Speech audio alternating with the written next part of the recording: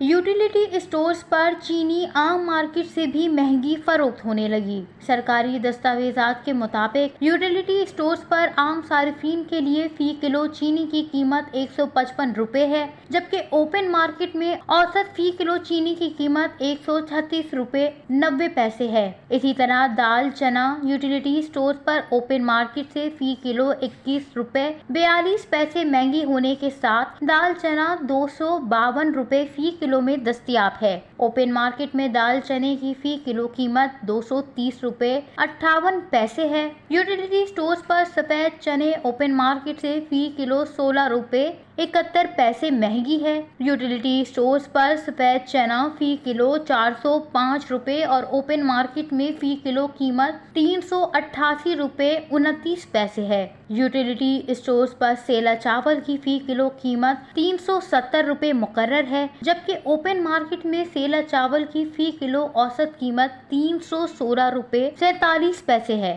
दस्तावेज के मुताबिक यूटिलिटी स्टोर्स पर टोटा चावल ओपन मार्केट से 3 रुपए 80 पैसे महंगा है। स्टोर्स पर टोटा चावल की फी किलो कीमत 230 रुपए, जबकि ओपन मार्केट में टोटा चावल की औसत फी किलो कीमत 226 रुपए 30 पैसे है।